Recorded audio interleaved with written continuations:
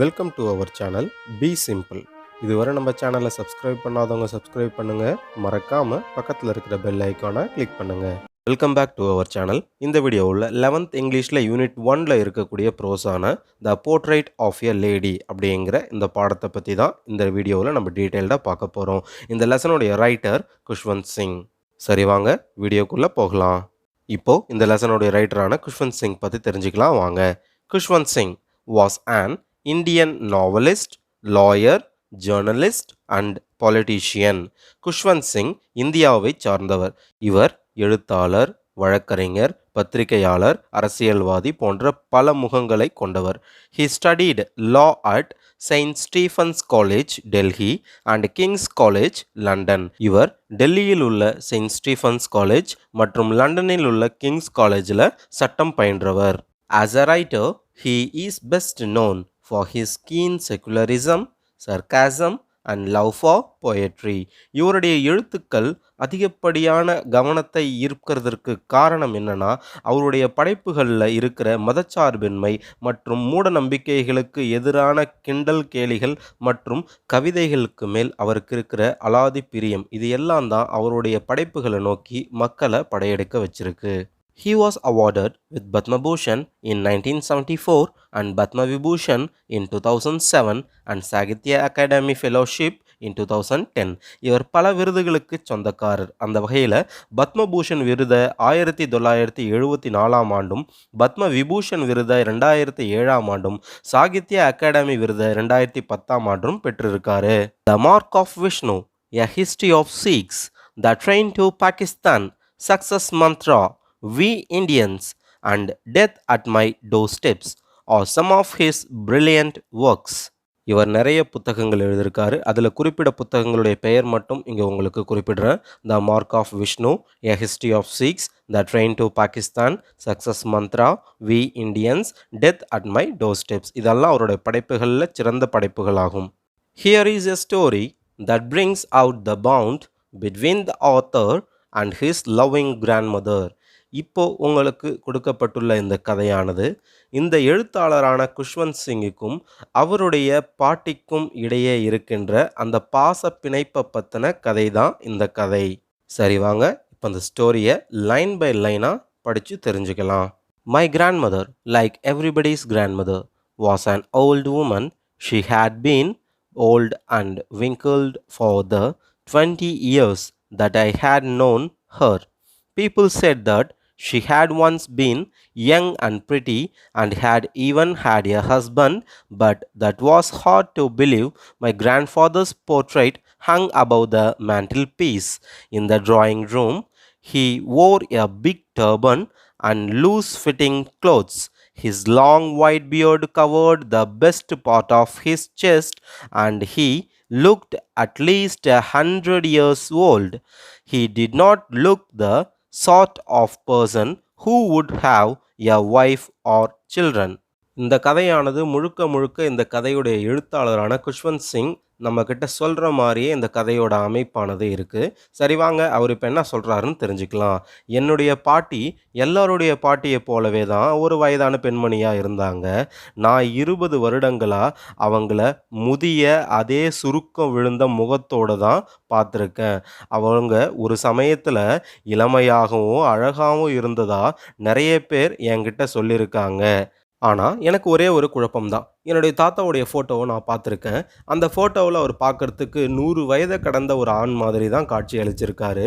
அவ்வளோ வயதானவரை எங்கள் பாட்டி எப்படி திருமணம் பண்ணிக்கிட்டாங்க அப்படிங்கிற ஒரு குழப்பம் என் மனசுக்குள்ளே இருந்துக்கிட்டு இருந்தது. சரி வாங்க அடுத்ததாக எங்கள் தாத்தாவோட ஃபோட்டோ எங்கே இருந்தது, அவர் பார்க்குறதுக்கு எப்படி இருந்தார் அப்படிங்கிறதெல்லாம் நான் விவரமாக சொல்கிறேன். எங்கள் தாத்தாவோட ஃபோட்டோவானது எங்கள் வீட்டில் இருக்கிற வரவேற்பறையில் ஒரு மேண்டில் பீஸ் இருக்குது. மேண்டில் பீஸ் அப்படின்னா என்னன்னு சொல்லி பார்த்தீங்கன்னா, குளிர்காலத்தில் குளிர்காயறதுக்காக எரிமூட்டப்படுகின்ற ஒரு இடம் தான் மேண்டில் பீஸ். அந்த மேண்டில் பீஸுக்கு மேலே தான் எங்கள் தாத்தாவுடைய போர்ட்ரேட் அதாவது ஃபோட்டோவானது மாட்டப்பட்டிருக்கு. அந்த ஃபோட்டோவில் அவர் தலையில் ஒரு டர்பன் கட்டிக்கிட்டு இருக்கார். டர்பன்னா இந்த ஃபோட்டோவில் நீங்கள் பார்க்கலாம் ஒரு தலைப்பாகை கட்டிக்கிட்டு இருக்காரு. அவர் நீண்ட தாடி வச்சுருக்காரு. அந்த தாடியானது அவருடைய மார்பு பகுதி வரையில் வளர்ந்துருக்கு. அவர் உடுத்தி இருந்த ஆடைகளும் ஃபிட்டா இல்லாம தளர்வா இருந்துச்சு. அந்த ஃபோட்டோவுல அவர பார்க்கும்பொழுது 100 வயத கடந்த ஒரு ஆண் போல தான் அவரு தோற்றமளிச்சாரு. ஒரு மனைவியோ அல்லது குழந்தைகளோ இருக்கின்ற ஒரு நபராக அவர பார்க்கும்போது எனக்கு தோணல. He looked as if he could only have lots and lots of grandchildren. As for my grandmother being young and pretty, the thought was almost revolting. She often told us of the games she used to play as a child that seemed quite absurd and undignified on her part, and we treated it like the fables of the prophets she used to tell us. என்னுடைய பாட்டி சின்ன வயசுல அழகா இருப்பாங்கன்னு நெறைய பேர் சொல்லி நான் கேட்டிருக்கேன். என்னுடைய தாத்தாவின் பழைய ஃபோட்டோவ எடுத்து பார்க்கும்போது, அந்த ஃபோட்டோவிலேயே எங்க தாத்தா ரொம்ப வயசானவரா காட்சியளித்தாரு. என்னுடைய பாட்டியும் அவரோட ஃபோட்டோவையும் பக்கத்துல வச்சு பார்த்தா, எங்க பாட்டிய விட பல வயசு மூத்தவர் போல அவரு எனக்கு அந்த ஃபோட்டோவுல காட்சியளித்தாரு. அவர் ஃபோட்டோவ பார்க்கும்போது, அப்பவே அவருக்கு பல பேரக்குழந்தைங்க இருந்திருப்பாங்களோ! அப்படிங்கிற எண்ணம் கூட எனக்கு தோணுச்சு. என்னுடைய பாட்டி ஒரு குழந்தை போல அவங்களுக்கு தெரிஞ்ச விளையாட்டுகளை எல்லாத்தையுமே எங்களுக்கு சொல்லிக் குடுப்பாங்க. அது மட்டும் அல்லாம, இதுவரையில என்னுடைய பாட்டி ஒரு குழந்தையைப் போல தான் என் கண்ணுக்கு காட்சி அளிக்கிறாங்க. ஆனா, எங்க தாத்தாவ அவங்க திருமணம் பண்ணிக்கிட்ட அந்த விஷயம் தான் எனக்கு பொருத்தமில்லாத ஒரு விஷயமாகவே இதுவரைக்கும் தோணிக்கிட்டு இருக்கு. என்னுடைய பாட்டி அவங்க வாழ்க்கைய பத்தி சொல்லும்பொழுது, அவங்க வழக்கமா எங்ககிட்ட சொல்லக்கூடிய தீர்க்கதரிசி பற்றிய நீதிக்கதைகள போலவே அவங்க வாழ்க்கை கதையும் நாங்க கேட்டு தெரிஞ்சுக்கிட்டோம். She had always been short and fat and slightly bent. Her face was a crisscross of wrinkles running from everywhere to everywhere. என்னுடைய பாட்டி குள்ளமாகவும், குண்டாகவும், சற்று முதுகு கூணு வளைந்தபடியும் காட்சியளிப்பாங்க. அவங்க முகத்துல எல்லா இடத்துலயுமே குறுக்கு நெடுக்குமா கோடுகள் சுருக்கத்தோட காட்சியளிக்கும். No, we were certain she had always been as we had known her, old, so terribly old that she could not have grown older, and had stayed at the same age for 20 years. She could never have been pretty, but she was always beautiful. She hobbled about the house in spotless white, with one hand resting on her waist to balance her stoop and the other telling the beads of her rosary. Her silver locks were scattered untidily over her pale puckered face, and her lips constantly moved in inaudible prayer. Yes, she was beautiful. She was like the winter landscape in the mountains, an expanse of pure white serenity, breathing peace and contentment. என்னுடைய பாட்டி எப்படி இருப்பாங்க அப்படின்னு சொல்லி கேட்டீங்கன்னா, இப்போ இருக்கிற முதுமைய விட அவங்க இதையும் தாண்டி ஒரு முதுமை பருவத்த அடைய முடியாது. அந்த அளவுக்கு அவங்க முதுமை அடைஞ்சுட்டாங்க. அதனாலயோ என்னவோ கடைசி 20 வருஷமா அந்த தோற்றமானது மாறாம அவங்க அப்படியே இருக்காங்க. அவங்களுடைய கூன் குறுகிய அந்த உடம்ப தாங்குறதுக்காக அவங்களுடைய ஒரு கைய தன்னுடைய இடுப்புல வச்சு தாங்கிக் கொண்டிருந்தாங்க. மற்றொரு கையில ஜெபமாலைய வச்சுக்கிட்டு எப்ப பார்த்தாலும் ஜெபம் பண்ணிக்கிட்டு இருந்தாங்க. அவங்க வெள்ளை கலர்ல ஒரு புடவைய உடுத்திக்கிட்டு இருந்தாங்க. வீட்ல அங்கும் இங்குமா தடுமாறியபடி நடந்து கொண்டு இருந்தாங்க. அவங்க முடியெல்லாம் நரைச்சு போயிருந்தது. சரியா தலை வாராம, அவங்க முகம் முழுக்க அந்த முடியானது அங்கும் இங்குமா மறைச்சுக்கிட்டு இருந்தது. அவங்களுடைய உதடுகளானது தொடர்ச்சியா ஏதோ ஒரு மந்திரத்த முணுமுணுத்துக் கொண்டே இருந்தது. ஆமா, அவங்க அவ்ளோ அழகா இருந்தாங்க. அவங்களுடைய அன்பானது தூய்மையான பனி படர்ந்த ஒரு மலையைப் போன்றது. அதை இன்னும் தெளிவா சொல்லணும்னா, குளிர் பிரதேசங்கள்ல இருக்கிற மலைகள்ல பனி படர்ந்து ஒரு வெண்ணிற போர்வை போத்துன மாரி அந்த குளிர் பிரதேசங்கள்ல இருக்கிற மலையானது நம்மளுக்கு அழகுற ஒரு காட்சி அளிக்கும் இல்லையா? அதே மாதிரியான ஒரு காட்சிய தான் என்னுடைய பாட்டிய பார்க்கும்போது எனக்கு தோணுது. அந்த அளவுக்கு அவங்க தூய்மையானவங்களாகவும், மத்தவங்க மேல அன்பு செலுத்துறவங்களாகவும் எனக்கு தோன்றியது. My grandmother and I were good friends.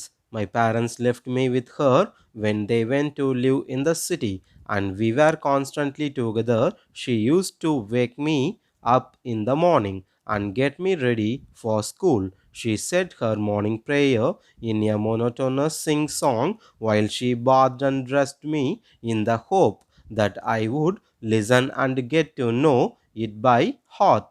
நானும் என்னுடைய பாட்டியும் நல்ல நண்பர்களா இருந்தோம். என்னுடைய பெற்றோர் வேலை தேடி நகரத்துக்கு போனப்போ, என்ன எங்க பாட்டிக்கிட்டே விட்டுட்டு போயிட்டாங்க. அதனால நாங்க கிராமத்திலே வசிச்சுக்கிட்டு இருந்தோம்.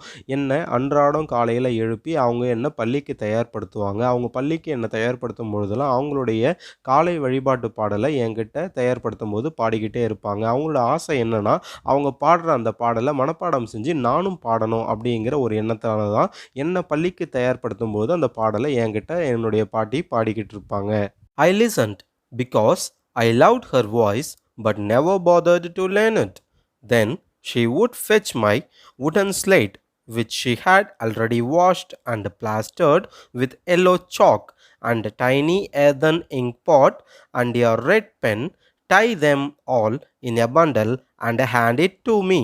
After a breakfast of a thick stale chapati with a little butter and sugar spread on it, we went to school. She carried several stale chapatis with her for the village dogs. என்னோட பாட்டி பாடும்பொழுது நான் கவனிச்சு கேட்பேன்.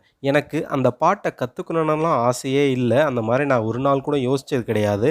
ஆனா, அவங்களுடைய குரல் எனக்கு ரொம்ப பிடிக்கும். அதனாலேயே அவங்க பாடுற பாட்ட நான் கவனிச்சு கேட்பேன். பாட்டி என்ன ஸ்கூலுக்கு தயார்படுத்தினதுக்கு பிறகு, நான் ஸ்கூல்ல எழுதி பழகறதுக்காக எனக்கு ஒரு மரத்தாலான ஸ்லேட் ஒண்ணு செஞ்சு குடுத்துருந்தாங்க. அந்த ஸ்லேட்ட சுத்தப்படுத்தி எடுத்துட்டு வந்து என்கிட்ட குடுத்தாங்க. அந்த ஸ்லேட் கூட என்கிட்ட ஒரு சில பொருள்கள பாட்டி குடுத்தாங்க. அது என்ன அப்படின்னு சொல்லி பார்த்தீங்கன்னா, மஞ்சள் நிறத்தால் ஆன சாக் பீஸ், மண்ணால செய்யப்பட்ட ஒரு இங்க் பாட் மற்றும் சிவப்பு பேனா ஆகிய 3யும் ஒரு கட்டா கட்டி எடுத்துட்டு வந்து பாட்டி என்கிட்ட குடுத்தாங்க. இவ்வாறு எனக்கு பள்ளிக்கு தேவையான பொருள்கள எல்லாத்தையும் நான் எடுத்து வச்சதுக்கு பிறகு, பாட்டி எனக்கான காலை உணவ குடுத்தாங்க. எனக்கு என்ன காலை உணவா அவங்க குடுத்தாங்க அப்படின்னு சொல்லி பார்த்தீங்கன்னா, சப்பாத்தி தான். அது ஒரு காய்ந்து போன சப்பாத்தி. அந்த சப்பாத்திக்கு மேல பாட்டி வெண்ணெய் தடவியிருந்தாங்க. அந்த வெண்ணெய்க்கு மேல சர்க்கரை தூள்கள தூவியிருந்தாங்க. அத நான் சாப்பிட்டு முடிச்சதுக்கு பிறகு, நானும் பாட்டியும் ஸ்கூலுக்கு கிளம்பி போனோம். நாங்க போகும்போது பாட்டி தன்னோட கையில காய்ந்து போன ஒரு சில சப்பாத்திகள எடுத்துக்கிட்டு வந்தாங்க.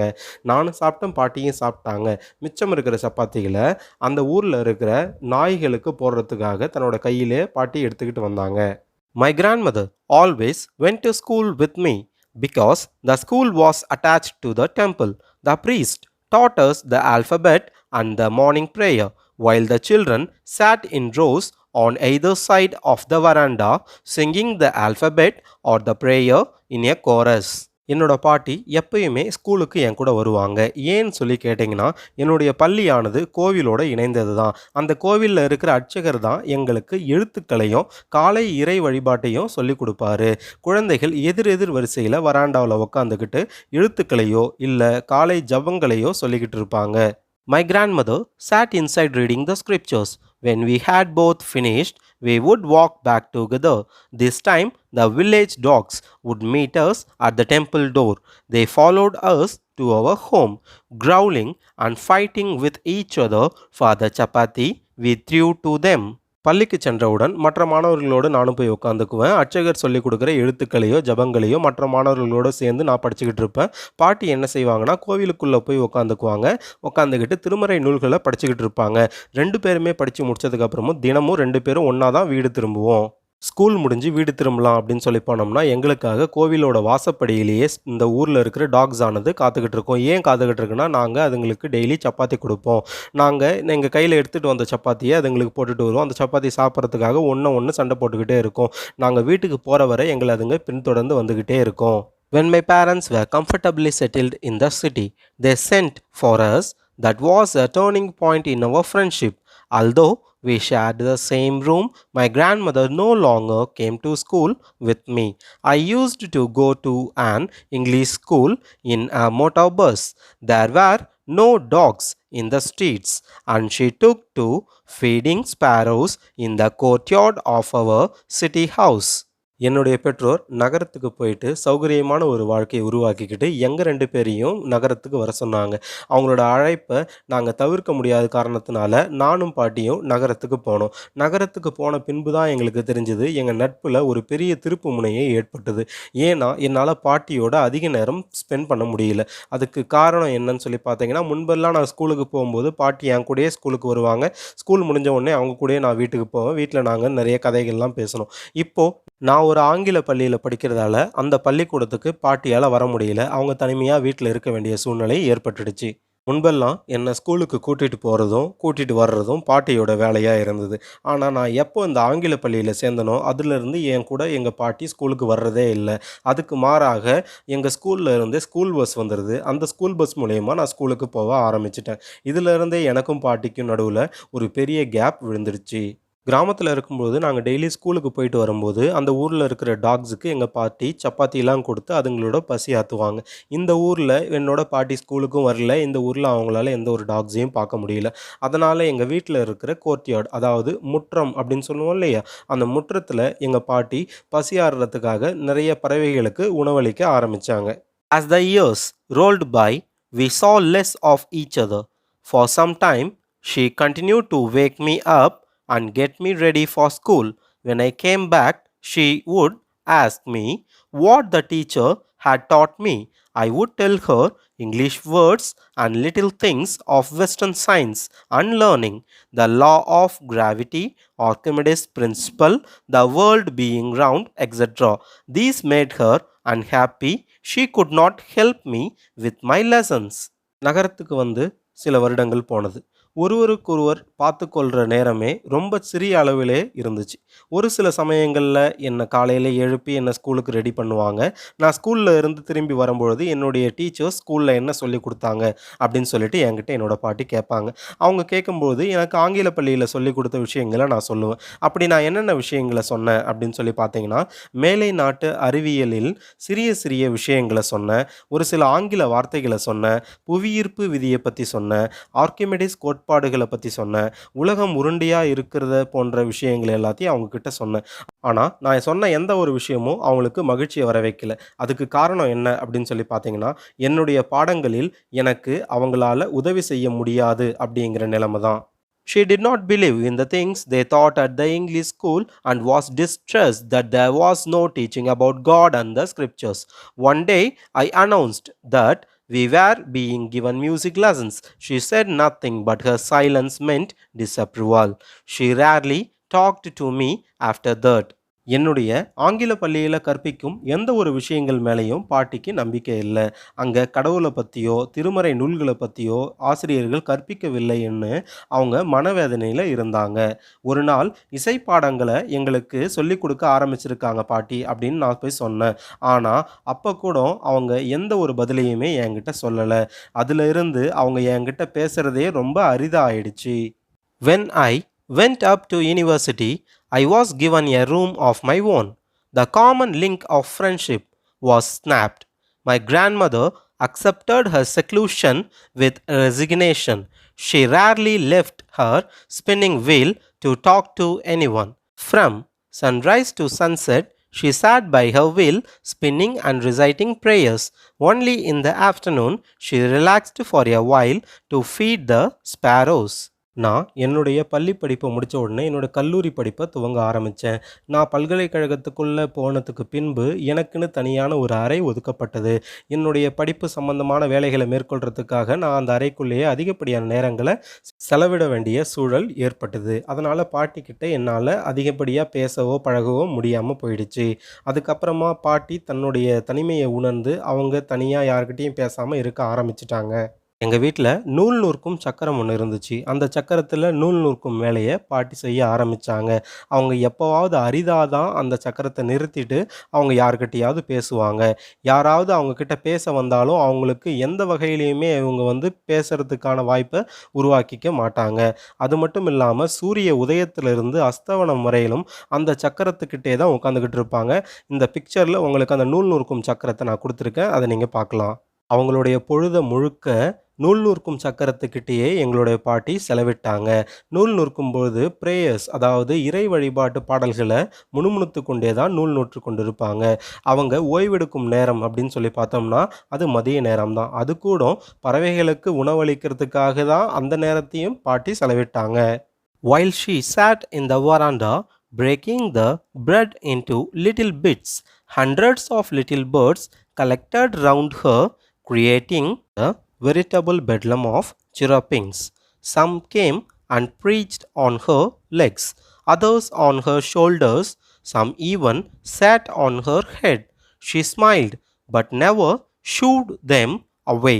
It used to be the happiest half hour of the day for her. மதிய நேரத்தில் எங்கள் பாட்டி முற்றத்தில் போயிட்டு உட்காந்துக்கிட்டு இருப்பாங்க. அங்கே ஏன் போய் அவங்க உட்காந்துக்கிட்டு இருக்காங்கன்னா, அங்கே இருக்கிற சின்ன சின்ன பறவைகளுக்கு உணவளிக்கிறதுக்காக கையில் ஒரு ரொட்டி துண்டு எடுத்துகிட்டு போயிருப்பாங்க. அந்த ரொட்டி துண்டை சின்ன சின்னதாக உடைச்சி எல்லா இடத்துலையும் பறவைகள் சாப்பிட்றதுக்காக போட்டு வச்சுருப்பாங்க. அந்த ரொட்டி துண்டை சாப்பிட்றதுக்காக நிறைய பறவைகள் அங்கே வரும். அந்த பறவைகளோட கீச்சிடும் சத்தமானது நல்லாவே எங்கள் எல்லாருக்குமே கேட்கும். அங்கே வர்ற பறவைகள் அங்கே கிடக்கிற ரொட்டி துண்டுகள் எல்லாத்தையும் சாப்பிடும். சில பறவைகள் அவங்களுடைய காலில் ஏறி உட்காந்துக்கும். மற்ற பறவைகள் என்ன செய்யும் பார்த்தீங்கன்னா, அவங்களோட தோள்பட்டையில் உட்காந்துருக்கும். ஒரு சில பறவைகள் இன்னும் அவங்களுடைய தலை மேலே ஏறி உட்காந்துருக்கும். ஆனால் எந்த பறவையுமே அவங்க சூ அப்படின்னு சொல்லிட்டு ஒரு பொழுதுமே ஓட்ட மாட்டாங்க. அந்த அரை மணி நேரம் தான் அவங்கள பொறுத்த வரையில் அந்த நாள்லேயே மகிழ்ச்சியான நேரமாக இருந்துச்சு. When I decided to go abroad for further studies, I was sure my grandmother would be upset. I would be away for 5 years, and at the age one could never tell, but my grandmother could. She was not even sentimental.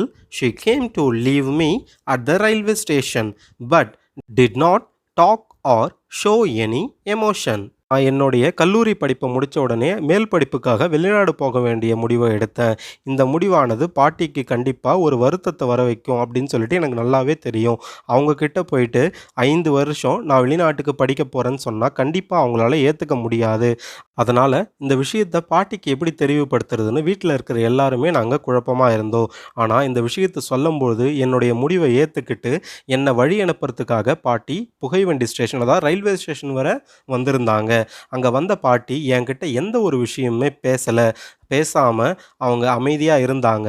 எந்த ஒரு உணர்வையுமே railway ஸ்டேஷனில் அவங்க வெளிப்படுத்தலை. Her lips moved in prayer. Her mind was lost in prayer. Her fingers were busy telling the beads of her rosary. Silently, she kissed my forehead, and when I left, I cherished the moist imprint as perhaps the lost sign of physical contact between us. என்னை வழி அனுப்புறதுக்காக railway station வரை வந்த பாட்டி என்கிட்ட ஒரு வார்த்தை கூட பேசலை. அதுக்கு காரணம் அவங்க இறை வழிபாட்டில் முழுகிட்டாங்க. என்னுடைய பாட்டியின் உதடுகளானது இறை வணக்க பாடல்களை துதித்து கொண்டே இருந்தது. அவங்களுடைய மைண்ட் ஃபுல்லாகவே ப்ரேயரில் முழுகி போயிடுச்சு.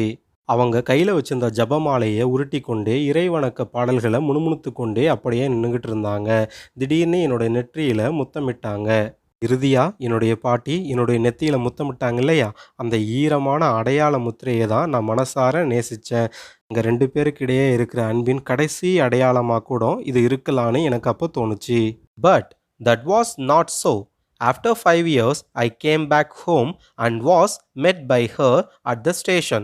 She did not look a day older. She still had no time for words, and while she clasped me in her arms, I could hear her reciting her prayers.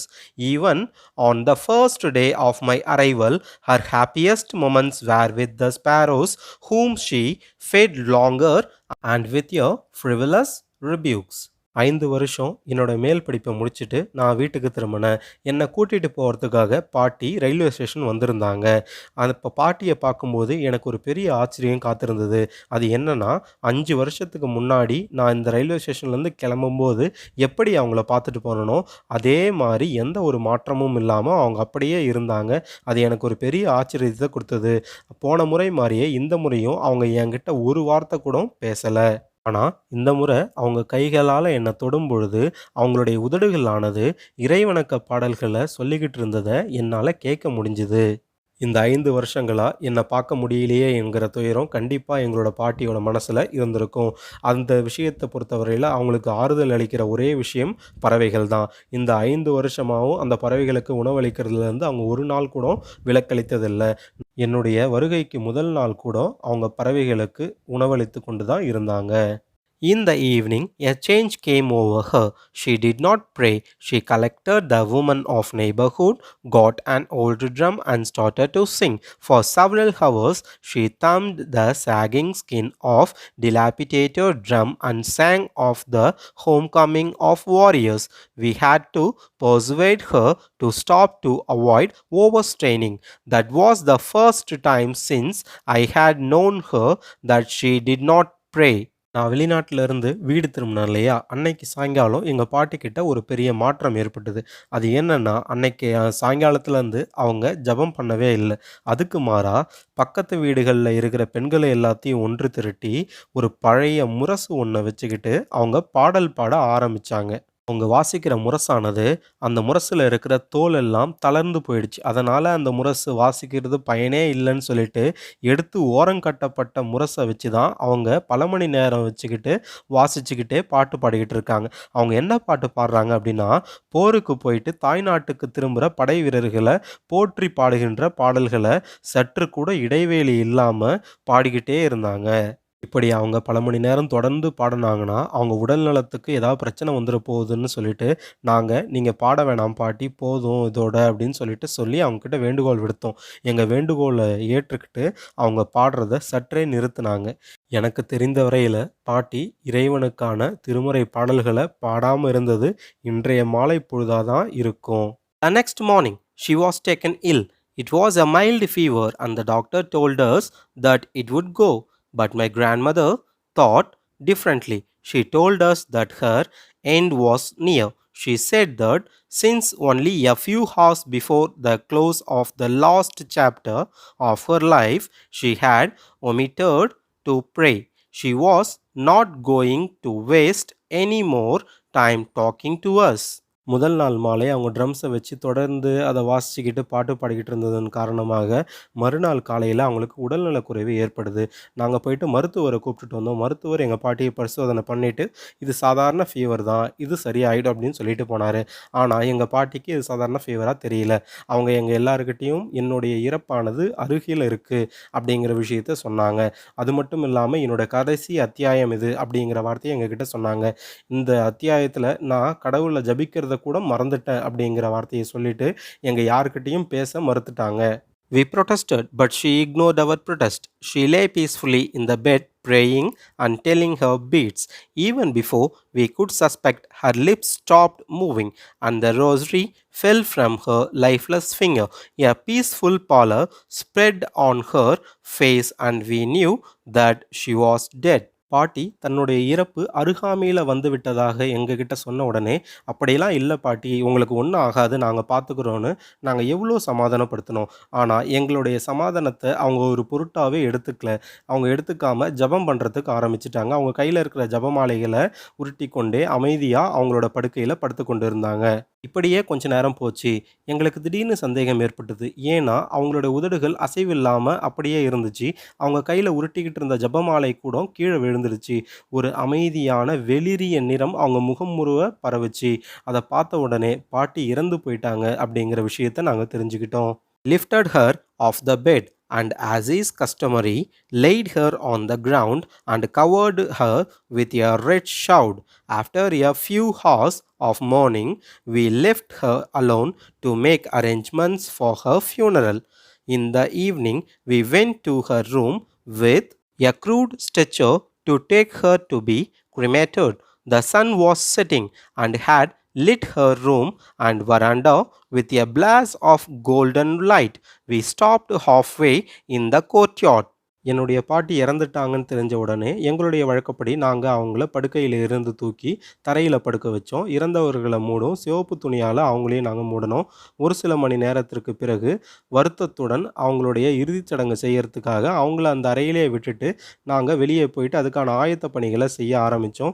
என்னுடைய பாட்டியை எரியூட்டுவதற்கான படுக்கையை எடுத்துக்கிட்டு எங்கள் பாட்டியோட ரூமுக்குள்ளே போனோம். அது மாலை நேரம் என்பதால் ரூமுக்குள்ளே சூரிய ஒளியானது தங்க நிறத்தில் எங்கள் கண்களுக்கு காட்சியளித்தது.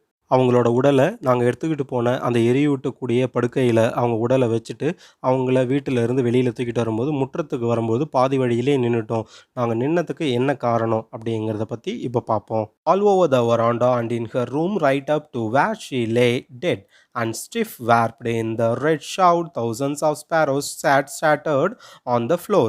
There was no chirping. I felt sorry for the birds, and my mother fetched some bread for them. She broke it into little crumbles, the way my grandmother used to do, and threw it to them. The sparrows took no notice of the bread. When we carried my grandmother's corpse off, they flew away quietly. Next morning, the sweeper swept the bread crumbles into the dustbin. வராண்டா கிட்ட பார்க்கும்போது எங்களுக்கு ஒரு பெரிய அதிர்ச்சி காத்துக்கிட்டு இருந்தது. ஏன்னா, அந்த வராண்டாவுல பாட்டி எப்பயுமே அந்த குருவிகளுக்கு உணவு குடுத்துக்கிட்டு இருப்பாங்க. அந்த இடத்துல இப்ப ஆயிரக்கணக்கான குருவிகள் உட்காந்துக்கிட்டு இருக்கு. ஆனா, எந்த விதமான சத்தத்தையும் அதுங்க எழுப்பல. அதுங்கள பார்த்த உடனே எங்களுக்கு ரொம்ப பாவமா இருந்தது. அதனால எங்க அம்மா பாட்டிக்கு குடுக்குற மாரியே அந்த ரொட்டி துண்டுகள சின்ன சின்ன பீஸா ஒடிச்சு போட்டாங்க. ஆனா, அந்த சிட்டுக்குருவிங்க எதையுமே கண்டுக்காம அமைதியா உட்காந்துக்கிட்டு இருந்ததுங்க. நாங்க எங்களுடைய பாட்டியோட சவத்த எடுத்துக்கிட்டு அதை எரியூட்டுறதுக்காக வீட்ட விட்டு கிளம்புன உடனே அந்த குருவிகளும் அந்த இடத்துல இருந்து கிளம்பி போயிடுச்சு. அந்த ரொட்டி துண்டுகள் யாருமே கடைசி வரை கவனிக்காம அந்த இடத்துல அப்படியே கிடந்தது. இறுதியா மறுநாள் காலையில எங்க வீட்ல வேலை செய்ய வர்ற வேலையாள் அந்த ரொட்டி துண்டுகள பெருக்கி குப்பை தொட்டியில போட்டுட்டாங்க. அந்த குருவிகள் எல்லாமே எங்க பாட்டிக்கான இறுதிச் சடங்குல கலந்துக்கிறதுக்கு வந்திருக்கு அப்படிங்கிறதே எங்களால அப்புறம் தான் உணர்ந்து கொள்ள முடிஞ்சது. இந்த கதையானது நமக்கு நெறைய விஷயத்த ஞாபகப்படுத்துது. முதல்ல பார்த்தீங்கன்னா, வயதானவர்கள மதித்து நடந்து கொள்ளுதல், அவங்க காட்டுற பாசத்த அலட்சியப்படுத்தாம, நாமளும் அவங்க மேல பாசமா இருக்கணும். இந்த மாரி நெறைய விஷயங்கள வெளிப்படுத்துது. குஷ்வந்த் சிங்குக்கும் அவருடைய பாட்டிக்கும் இருந்த அந்த நட்பு, அன்பு போன்ற விஷயங்கள் இந்த பாடத்தில தெளிவா வெளிப்படுது. அதே சமயத்தில அவருடைய பாட்டி மனிதர்கள் அல்லாத பிற உயிர்கள் மேலயும் அந்த பாட்டி அன்பு செலுத்துனாங்க. இந்த மாரி நெறைய விஷயத்த இந்த பாடத்திலிருந்து நம்ம கத்துக்கலாம். தேங்க் யூ ஃபார் வாட்சிங். இந்த வீடியோவ பத்தின உங்களோட கருத்துக்கள கமெண்ட்ல சொல்லுங்க. இதுவரை நம்ம சேனல சப்ஸ்கிரைப் பண்ணாதவங்க மறக்காம சப்ஸ்கிரைப் பண்ணுங்க, லைக் பண்ணுங்க, ஷேர் பண்ணுங்க.